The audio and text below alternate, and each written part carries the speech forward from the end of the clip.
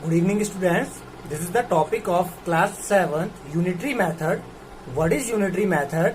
Let's see here the definition of unitary method.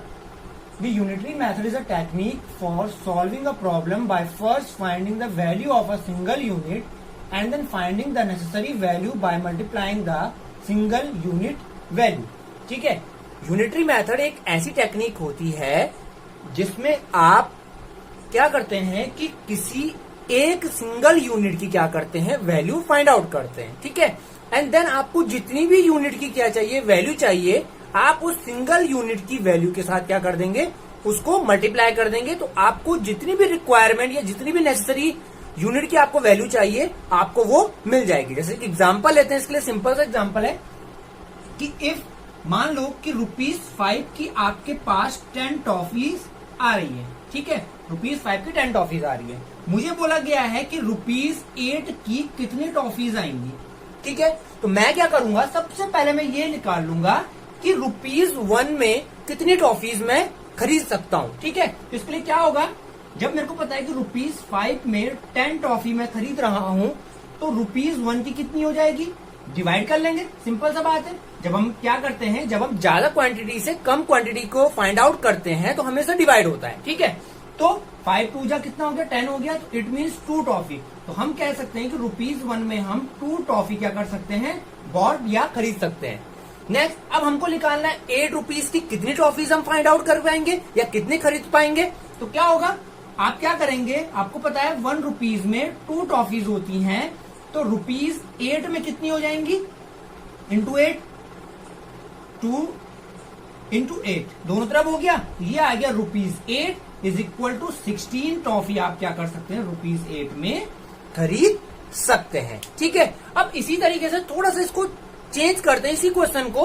कैसे, देखो हम क्या करेंगे, अगर मैं बोलूं, वही एग्जांपल लेते हैं कि ₹5 की हमारे पास 10 टॉफीज आ रही है. ठीक है, तो मुझे इस बार उल्टा बोल दिया. क्या बोला, मुझे बोला है कि 6 टॉफीज कितने की आएंगी, 6 टॉफीज कितने की आएंगी. तो मेरे को ये निकालना पड़ेगा पहले कि एक टॉफी कितने की आ रही है. जैसे उस टाइम पहले वाला जो मैंने एग्जांपल दिया था, उसमें हमने क्या किया कि ₹1 की कितनी टॉफीज आ रही थी. अब मैं निकालूंगा कि एक टॉफी कितने रुपए की आ रही है. ठीक है, तो क्या होगा, देखो ये मेरे को फाइंड आउट करना है कि कितने रुपए इसके आएंगे, 6 टॉफीज. सबसे पहले यहां पर लिख लेंगे कि 10 टॉफीज हमारे पास आ रही थी ₹5 में. तो हम निकाल लेंगे 1 टॉफी कितने की आएगी. तो मैंने अभी थोड़ी देर पहले एक बात बोली थी कि जब आप ज्यादा क्वांटिटी से कम क्वांटिटी में वैल्यू फाइंड आउट करते हैं तो आप हमेशा डिवाइड करते हैं. ठीक है, तो 1 टॉफी जो आएगी मेरी ₹1/2, क्योंकि 5 2 कितना होता है, 10 होता है. तो 1/2 की मेरी क्या आ जाएंगी, 1/2 रुपीज की मेरी एक टॉफी आएगी. अब मेरे को कितने की निकालनी है, 6 की निकालनी है. तो आप बोथ साइड क्या कीजिए, 6 से मल्टीप्लाई कर दीजिए. ठीक है, तो यहां तो आ गई 6 टॉफीज. ठीक है, और यहां आ गया आपका 2 3 जा 6. तो इट मीन्स ₹3 की आपकी कितनी टॉफीज आएंगी, 6 टॉफी, या 6 टॉफी हम कह सकते हैं कि कितने की आएंगी, ₹3 की आएंगी. तो इस टाइप की जितनी भी प्रॉब्लम्स होती है वो हम यूनिटरी मेथड में क्या करते हैं, फाइंड आउट करते हैं. अब जितने भी बहुत सारी प्रॉब्लम्स होती है जो यूनिटरी मेथड पे बेस्ड होती हैं, तो इसके लिए हमारे पास 2 वेरिएशंस होते हैं या 2 प्रपोर्शन में हम क्या करते हैं, फाइंड आउट करते हैं यूनिटरी मेथड पे डिपेंडेंट जितनी भी वैल्यू, जितनी भी प्रॉब्लम्स होती है. ठीक है, तो देखो वो होती क्या है, यूनिटरी मेथड पे बेस्ड जितनी भी प्रॉब्लम्स होती है वो हमारे पास पहली जो हम सॉल्व करते हैं वो हम करते हैं डायरेक्ट वेरिएशन से. ठीक है, या हम बोल सकते हैं डायरेक्ट प्रपोर्शन. ठीक है, डायरेक्ट हम प्रपोर्शन भी कह सकते हैं. दूसरा हमारे पास आता है इनवर्स प्रपोर्शन या इनवर्स वेरिएशन बोलूंगा मैं पहले, इनवर्स वेरिएशन. ठीक है, या प्रपोर्शन, इनवर्स वेरिएशन या प्रपोर्शन. तो 2 मेथड हमने यूनिटरी मेथड में पढ़ने हैं. एक हमने डायरेक्ट वेरिएशन या प्रपोर्शन क्या होता है, या इनवर्स वेरिएशन एंड प्रपोर्शन क्या होता है. तो पहले हम डिस्कस करते हैं डायरेक्ट वेरिएशन के बारे में. Now direct variation.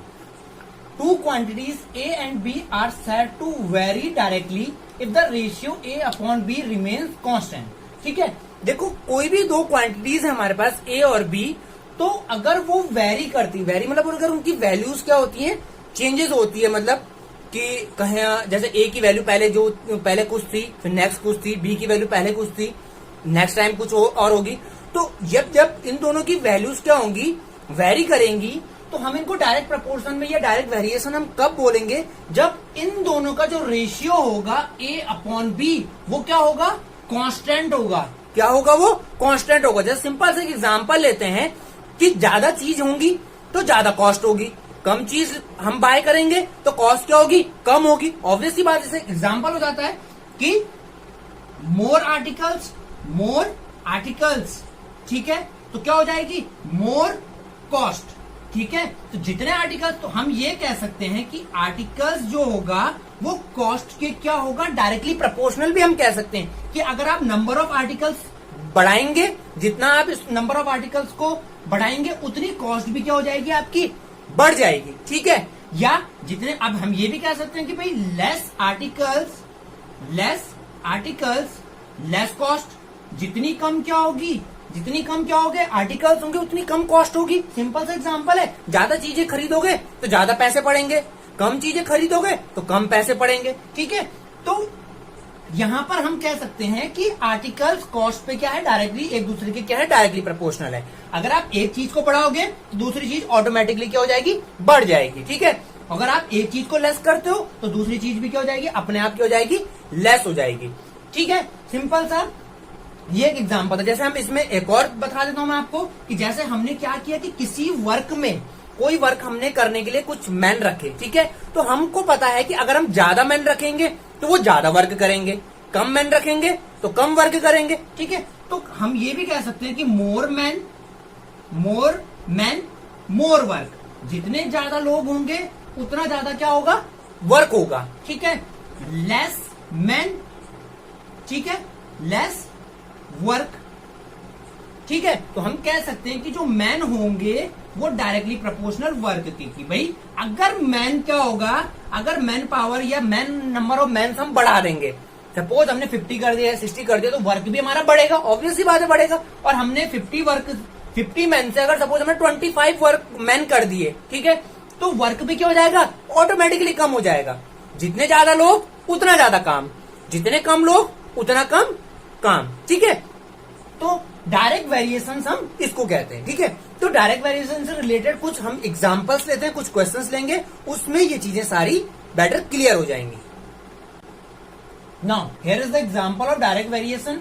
Question is, if the cost of 9 toys is ₹333, find the cost of 16 such toys. दिया है कि अगर 9 खिलौनों की कॉस्ट कितनी है, 333 रुपीज है, तो आपको 16 क्या करने हैं, खिलौनों की कॉस्ट निकालनी है।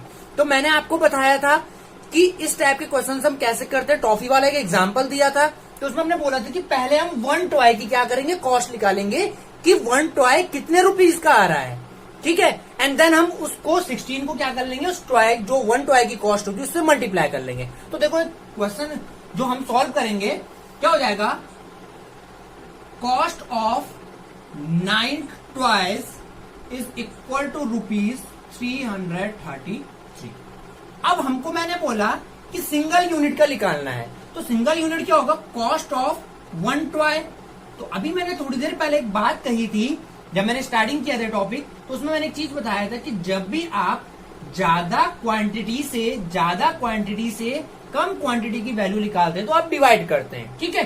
तो आपने 333 को 9 से डिवाइड किया, तो 1 टॉय की जो कॉस्ट आएगी, देखो 9 3 जा 27, रिमेन होगा आपका, जो बचेगा आपका रिमाइंडर वो बचेगा 6, देन इट मेक्स 63 एंड 9 7 जा 63, ठीक है।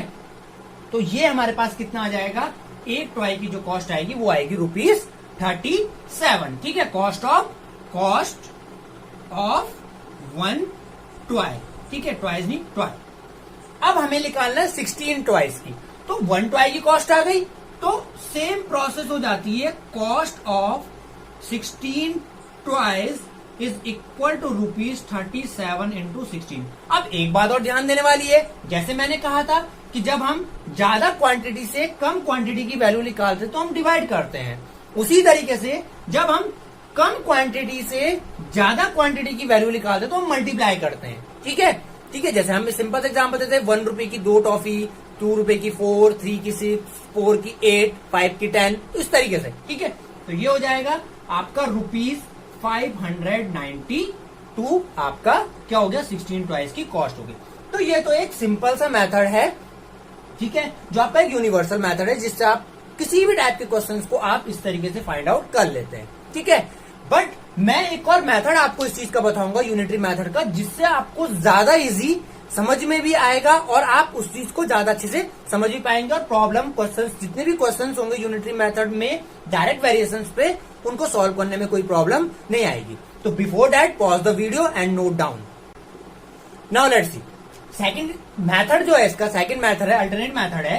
तो उसमें देखो क्या करते हैं हम, सिंपल सी जो टेक्निक होती है उसमें कि हम क्या करेंगे, हम डायरेक्टली ले लेंगे कि जो 16 जो टॉयज की कॉस्ट होगी उसको हम डायरेक्टली पहले से ही हम कुछ वैल्यू ले लेंगे। तो सपोज मैंने ले लिया कि let cost of 16 toys be ₹X।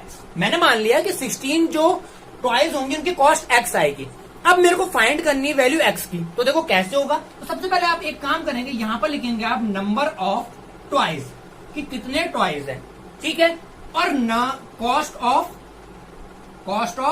Toys, ठीक है, कि जितने भी आपके नंबर ऑफ टॉयज होंगे उनकी कॉस्ट कितनी है। तो नंबर ऑफ टॉयज कितने हैं, सपोज देखो पहली कंडीशन देखो तो 9 टॉयज थे और उनकी कॉस्ट थी 333। ठीक है, नेक्स्ट आपको नंबर ऑफ टॉयज है 16 और इसकी कॉस्ट हमें नहीं पता थी, लेकिन हमने क्या ले ली थी, X, हमने इसकी कॉस्ट क्या ले ली थी, फाइंड आउट कर ली थी, हमने अपनी तरफ से एज्यूम कर लिया था। ठीक है, तो हमने लिख लिया X। अब इसमें क्या होता है, आप डायरेक्टली क्या करेंगे, क्रॉस मल्टीप्लाई कर देंगे इस केस में। ठीक है, तो क्रॉस मल्टीप्लाई करके क्या आएगा, 9 into x is equal to 333 into 16। ठीक है, क्योंकि डायरेक्ट वेरिएशन है, क्योंकि इनका रेशियोज क्या होगा, सेम होगा। ठीक है, तो इस केस में क्या हो जाएगा, देखो x is equal to 333 into 16 upon 9।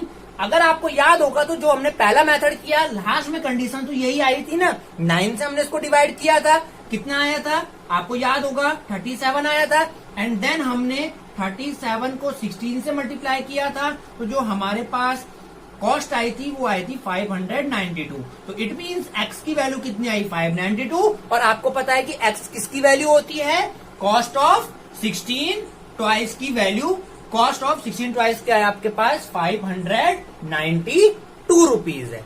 Clear. एक और एग्जांपल लेते हैं, if 25 metres of cloth cost ₹1575, how many metres of it can be bought for ₹216। ठीक है, तो सिंपल डायरेक्ट मेथड से हम इसको करते हैं, डायरेक्ट मेथड से ज्यादा इजी आपको पड़ेगा। तो सिंपल सी बात है, पहले हम ये लिख लेंगे कि क्वेश्चन है कि 25 मीटर कॉस्ट, 25 मीटर जो क्लॉथ है उसकी कॉस्ट 1575 रुपीज है। आपको निकालना है कि 2016 रुपीज में कितने मीटर क्लॉथ आएगा। तो हम लिख लेते हैं, let x metre cloth can be bought for ₹216। हमने मान लिया कि हमने x मीटर क्लॉथ खरीद सकते हैं 216 रुपीज में। तो सिंपल सी बात क्या आ जाएगा, क्लॉथ,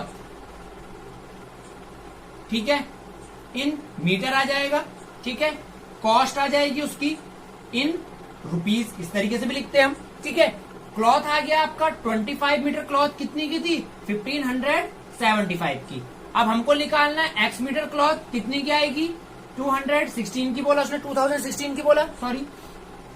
तो ये हो जाएगा आपका क्रॉस मल्टीप्लाई, डायरेक्ट हो गया। ठीक है, तो उसमें क्या होगा, 25 into 216 is equal to x into 1575। ठीक है, तो ये आएगा आपका 25 into 216 upon 1575 is equal to x.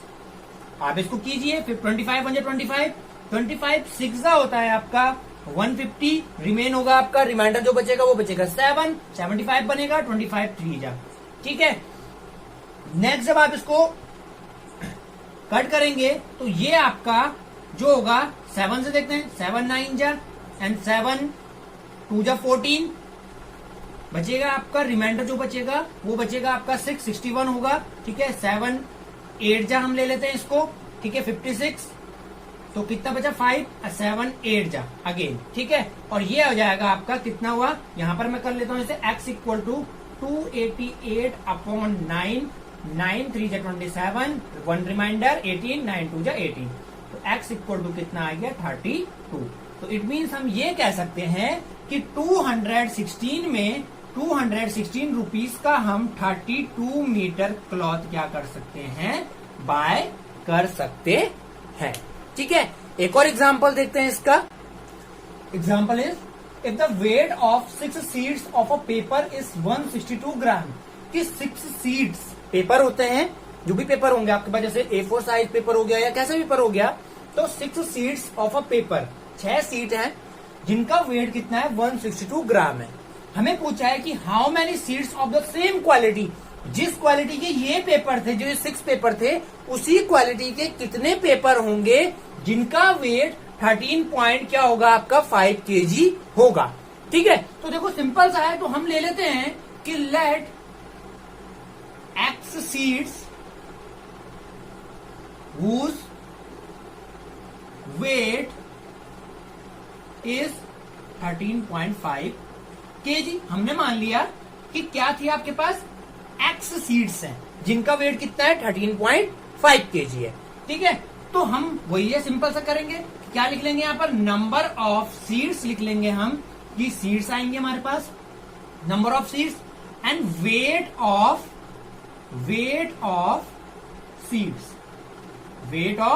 Seeds, ठीक है। तो नंबर ऑफ सीड्स पहले कितनी थी, 6 थी पहली कंडीशन में, तो कितना वेट था 162 ग्राम, ठीक है। ग्राम नहीं लिख लेते, 162 लिख लेते हैं सीधे सीधे। नेक्स्ट हमारे पास क्या बोला है कि 13.5 kg। अब बात आती है, देखो यहां पर जो वेट है ये है ग्राम में, हमारे पास जो अगला वेट है वो कितना है 13.5 kg में है, ये kg में। तो अब ये देखा जाता है कि दोनों को, जो दोनों वेट होंगे वो सेम क्वांटिटी में होंगे, या तो दोनों ग्राम में होने चाहिए, दोनों किलोग्राम में होने चाहिए, ठीक है। तो अब आपके पास दो तरीके हैं कि या तो आप ग्राम को किलोग्राम में चेंज कर दे या किलोग्राम को ग्राम में चेंज कर दे। तो मैं आपको एक बेस्ट सजेशन ये दूंगा कि जब ऐसी कंडीशन आती है तो आप हमेशा बड़ी यूनिट को छोटी यूनिट में क्या कीजिए, कन्वर्ट कीजिए, वो ज्यादा इजी पड़ेगा। तो आपको पता है कि किलोग्राम क्या है, आपकी बड़ी यूनिट है। 1 किलोग्राम में कितने ग्राम होते हैं, 1000 ग्राम होते हैं। तो आप क्या करेंगे, 1 किलोग्राम की जगह में आप 1000 से क्या कर देंगे, मल्टीप्लाई कर देंगे और यहाँ पर ग्राम हटा दो, ठीक है। ये आ जाएगा आपका x, क्योंकि हमें पता है x माना था। तो सॉल्व कैसे होगा, 6 into 1 13.5 into 1000 is equal to 162 into x, क्योंकि आपको पता है ये क्या होता है, क्रॉस मल्टीप्लाई होता है, ठीक है। तो ये कितना आ जाएगा 6 इंटू 13.5 इंटू, अब देखो सुनो, यहाँ पर एक काम करो, 13.5 को, क्योंकि 3 जीरोज हैं, 1 जीरो अगर आप इसको दे देंगे, या मतलब क्योंकि आपको पता है कि जब मल्टीप्लाइज होते हैं तो जो डेसिमल होता है वो क्या हो जाता है, हम राइट साइड को मूव करता है, ठीक है। तो क्या हो जाएगा, ये हो जाएगा 135 और यहाँ से केवल 100 आपका रिमेन रहेगा, क्योंकि आप 1 जीरो से आप क्या करते हो, मतलब 10 से आपने 13.5 को मल्टीप्लाई कर दिया। यहां से आप जो 162 आएगा आपका यहाँ आ गया, इज इक्वल टू एक्स की वैल्यू आपको फाइंड आउट करनी है, ठीक है। तो कितना हो जाएगा ये, 2 3 जा 2 8 जा 2 1 जा, ये फिर से कैंसिल हो जाएगा 27 टाइम्स, एंड 27 5 जा कितना होता है मेरा 135 होता है, ठीक है। तो ये हो जाएगा आपका x equal to 5 into 100 is equal to x equal to 500, क्या आ जाएगा, सीड्स। तो हम कह सकते हैं कि 13.5 kg में कितनी सीड्स होंगी आपकी, 500 सीड्स आपकी होंगी, मतलब या 500 सीड्स का जो वेट होगा वो कितना होगा 13.5 होगा। तो ये मेथड क्या है आपके लिए, थोड़ा सा इजी है। बाकी यूनिवर्सल मेथड तो मैंने आपको पहले क्वेश्चन में बताया था, तो उससे तो आप कोई भी क्वेश्चन सॉल्व कर सकते हैं। बट अगर आपको क्वेश्चन को कम टाइम में इजीली सॉल्व करना है, ठीक है, टाइम वेस्ट नहीं करना, ठीक है, तो आप ये मेथड आप क्या कर सकते हैं, यूज कर सकते हैं। ठीक है। अब जो हमारे पास जो नेक्स्ट वेरिएशन आया है इनवर्स वेरिएशन या प्रपोर्शन, वो हम नेक्स्ट वीडियो में डिस्कस करेंगे। ठीक है, टिल देन